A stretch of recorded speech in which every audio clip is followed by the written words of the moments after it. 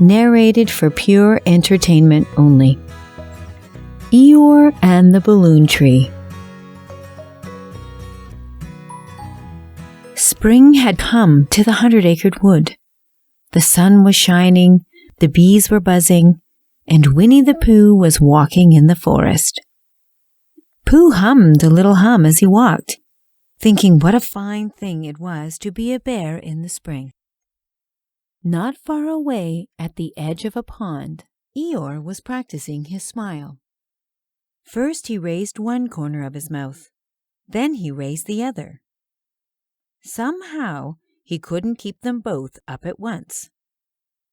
As Eeyore stared at his reflection, a smiling face appeared beside him. It was Winnie the Pooh. "How do you do it, Pooh?" asked Eeyore. "Well," said Pooh, "the important thing is, and of course one should always be careful to—" Pooh sighed and asked, "How do I do what, Eeyore?" "Oh, nothing," Eeyore replied, still trying to smile. "Nothing?" said Pooh. "Why, that's easy. First you need a jar of honey. Which reminds me. Oh, bother. I was supposed to tell you something." "It couldn't have been very important," Eeyore said. "But it was important," Pooh said. "It had to do with honey, and I know. There's a picnic to celebrate spring, and we're all invited." "Come on, it will be fun," said Pooh. "Fun?" Eeyore replied. "I don't know how much more fun I could stand." Pooh set off through the forest. Eeyore, curious to see how much more fun he could stand, followed behind. Soon they came to a meadow, where Christopher Robin had spread out a blanket. On the blanket were Piglet, Rabbit, Owl, Tigger, Kanga, and little Roo. "Everyone is here now," said Roo. "Let's eat." Christopher Robin opened his basket. He pulled out treats for everyone, including a jar of honey for Pooh. "Oh, I could do with just a little taste of that," said Pooh, "after the long, honeyless walk I just had." Christopher Robin pulled a lovely bunch of thistles from the basket. "Really?" Eeyore said glumly. "You needn't have brought anything for me." "Well, then who will eat these?" Christopher Robin asked. "Well, I suppose I could," said Eeyore. "I hate to see good thistles go to waste." After lunch, Christopher Robin said, "And now I have a special surprise." He reached into the basket and brought out a handful of little brightly colored droopy things. "What a wonderful surprise," said Eeyore sadly. "The little droopy things." "Silly," said Rabbit. "They're balloons." Eeyore replied, "Excuse me, but I'm quite sure balloons have more of a rounded shape." "Just wait and see," said Christopher Robin, with a smile. Eeyore watched as Christopher Robin put one of the little droopy things to his lips and blew it until it was a bouncy, round balloon. Then he tied a string to it and gave it to Rabbit. Christopher Robin kept blowing up more colorful balloons and gave each one to his friends. The last little droopy thing was red.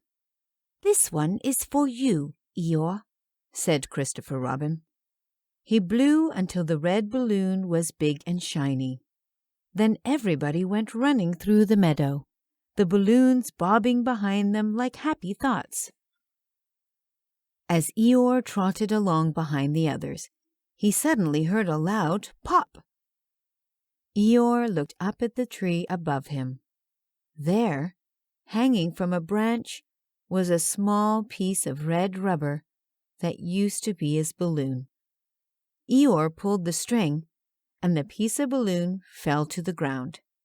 He picked it up and gazed at it sadly. "Oh, well," he sighed. "I always was fond of little droopy things." Eeyore sat down beneath the tree and sang a sad song. "Spring is great if your first name is Tigger, and it's fine if your last name is Pooh. But if Eeyore's your name, though you're not to blame, spring simply isn't for you. For some daisies bloom in the meadow, and big balloons float in the sky. But for Eeyores and such, thanks very much. Spring is hopeless. I don't know why." When Eeyore finished singing, Owl said, "See here, Eeyore. There's more to spring than just balloons." He tried to explain about bees buzzing and flowers blooming, but somehow he always seemed to end up talking about his great uncle Timothy. "And Timothy," said Owl, "was an expert on customs around the world." This sounded quite interesting to Pooh, especially the parts about custard around the world. He wanted to ask about them, but by the time Owl stopped to take a breath, Pooh had forgotten the question. The next day, to cheer up Eeyore, Pooh took him for a walk through the forest. Everywhere they went, they saw their friends planting. Kanga and Roo were planting ivy in their window boxes so that Roo could see the vines climb around the window. Piglet was planting acorns in his yard, so he'd never have a shortage of acorn pies. And Rabbit was planting vegetable seeds in his garden, so he could bake lots of carrot cakes. Pooh and Eeyore stopped to watch Rabbit work. "Rabbit," said Pooh, "would you mind showing us how to do it? Planting, I mean." "To begin with, you must have seeds," said Rabbit. Pooh looked all around the garden and said, "But, Rabbit, could you tell us what exactly is a seed?" "A seed is a special small part of a plant," Rabbit said. "You put it in the ground, water it, and weed it as it grows. Most important, you keep tigers from bouncing on it." "Planting sounds like a lot of work," said Eeyore. "Oh, but it's worth it," Rabbit said, "especially if you're planting something you like and want more of. Carrots, for instance." Eeyore tried to think of something he wanted more of. That was when he got his wonderful idea. "Pardon me," he said, "but I believe there's something I need to do." Eeyore went into the forest and got something he wanted more of. He took it home to his gloomy place. There he dug a hole in the ground. He put the piece of balloon he had been saving into the hole and covered it up. Eeyore had planted a balloon tree. Every morning, Eeyore watered the soil and weeded it just as Rabbit had instructed.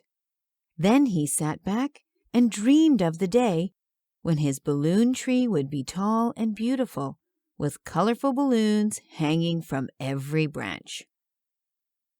After a few weeks, Piglet's acorns sprouted. Kanga's ivy curled down the side of the house and out across her yard. The green tops of Rabbit's vegetables peeked out above the ground, and everything was growing.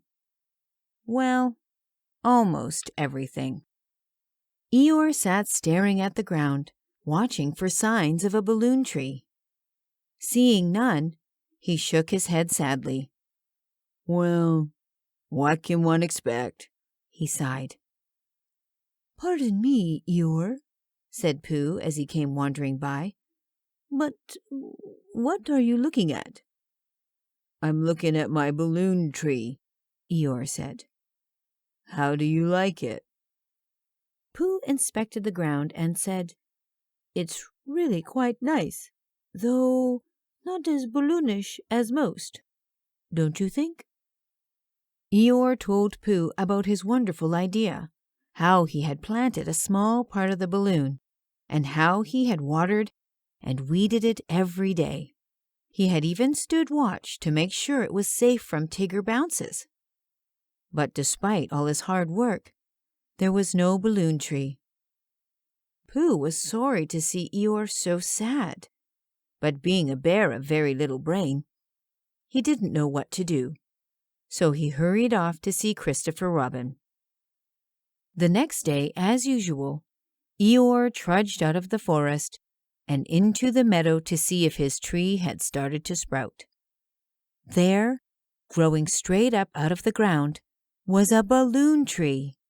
It wasn't as tall as he hoped. In fact, it was quite small, but there were brightly colored balloons hanging from every branch. As Eeyore gazed at the tree, Winnie the Pooh stepped out of the forest, holding Christopher Robin's hand. With them there were Piglet, Owl, Tigger, Rabbit, Kanga, and Roo. "Well, everybody, how do you like my balloon tree?" Eeyore asked proudly. "Eeyore," Christopher Robin said gently, "this is not really a balloon tree, but it is a very special tree, planted and decorated with balloons by your friends." "I should have known," Eeyore said sadly. "I can't even grow a balloon tree." "But this will grow, Eeyore," said Christopher Robin. "Tell him, Pooh." "That's right, Eeyore," said Pooh Bear. "It's a friendship tree that will blossom every year to remind you of all of your friends who love you." Suddenly, Eeyore felt something odd happening to his mouth. One side went up and stayed there. Then the other side began twitching in an upward direction. Up, up, up it went, as if tugged by a balloon. Eeyore was finally smiling.